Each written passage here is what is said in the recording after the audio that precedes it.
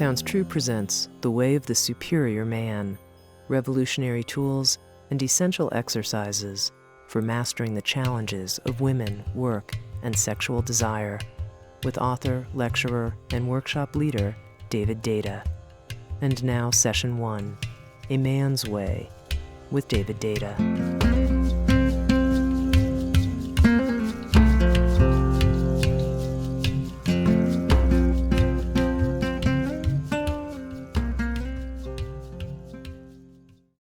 What is the way of the superior man?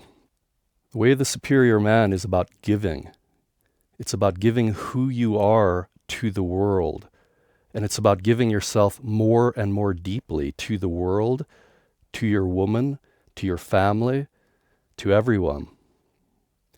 To do this, we need to grow.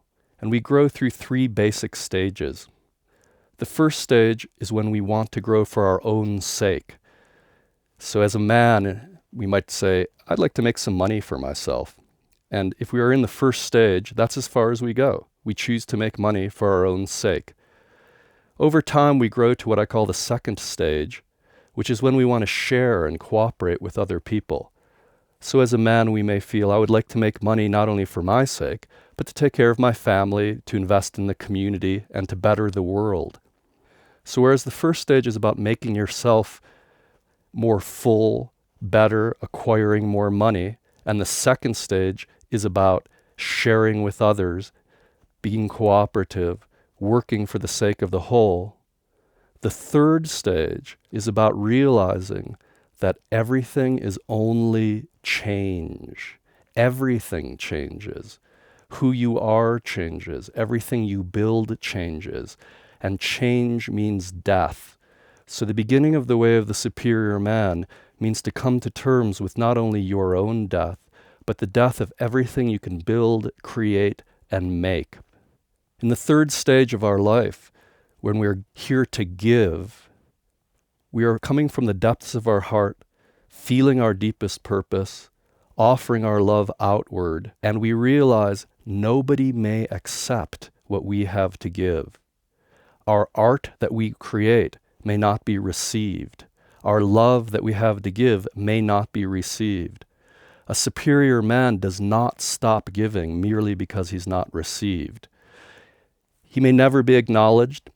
He may never receive what he feels he deserves for what he gives. But the superior man is the giving. He lives as a gift. To do so, he needs to feel deep within himself and deeply into the world at the same time. So the superior man feels deeply in himself, who am I? Who am I most deeply? To give your deepest gift, one must know, who am I? So to feel who am I at my most deepest place is the beginning of relaxing as a superior man. To feel who am I leads you to feel that you are the witness of everything. You're not just your name. You're clearly not your body, the cells of which change all the time. When you were 10 years old, every cell of your body was probably pretty much different than it is today. So you're not your body. Likewise, your mind has changed since you were a child, and yet you still feel like you are the same person. So there is a continuity of a sense of self, even though everything changes. So that continuity, or that unchanging sense of self amidst constant change, is what I call the masculine. The consciousness that you are conscious of everything. That consciousness that you are is your masculine. The more you are identified with your deep consciousness, that which never changes, that which has no specific form, that which is eternal, the more you are identified with that, the more you are identified with what I call your masculine. The more you are identified with everything that changes, your thoughts, your body, your relationships, the world, then the more you are identified with the feminine, in the way I use the term. So the feminine is everything that moves, everything you could see, everything you could smell, everything you could hear, everything you could taste, everything you think. Your mind's motion is a feminine dance. Your heart beating, the stars circling through the cosmos is the feminine. So your relationship to the world and to your body is your relationship to her, to the feminine. And your identity as unchanging consciousness is your identity as a masculine player in the world.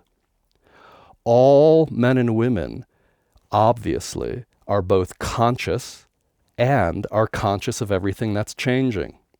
So all men and women have both masculine and feminine aspects. So every man and woman, in a moment when they're identifying with their unchanging consciousness, they're identifying with their masculine. Every man and woman, the moment they're identifying with everything that changes, their bank account, their thoughts, the world's political situation, the more somebody is identified with the flow of change, the more they are identified with the feminine. So all of us have both masculine and feminine. But to keep this simple, I'll talk about a man identified more with his masculine and a woman identified more with her feminine. As we grow in our lives through the stages, we approach the masculine and feminine differently. So in the first stage, when we're very selfish and self-centered, we tend to become rigid in our identity. A good way to feel into this first stage approach is to think of perhaps the 1950s in the United States, where men were men and women were women, where men were identified with only the masculine, that which doesn't change, no emotion, kind of stolid. And the women, again, this is the old style, first stage, 1950s, you can imagine. The women were identified with change, with the beauty of the house, with their children. And we've grown out of these roles, thankfully. So now both men and women can exercise their masculine and feminine freely. But what that has resulted in is a kind of neutralization. Because if every human being expresses equal amounts of masculine and feminine expression, then there is no polarity. Sexual polarity is the arc of energy, either attractive energy or sometimes even repulsive energy. Sexual polarity is this arc of energy between masculine and feminine poles. Like all natural energies, you need two poles to create a force field. So for instance, for the electrical force to flow, you need a positive and negative pole. That's why your car battery has two poles. That's why the electrical socket has a positive and negative side for two prongs, because you need two poles to create the arc of electrical force. Likewise, the gravitational field of the Earth is created between the North Pole and South Pole of the Earth. Well, the two poles of sexual attraction are masculine and feminine.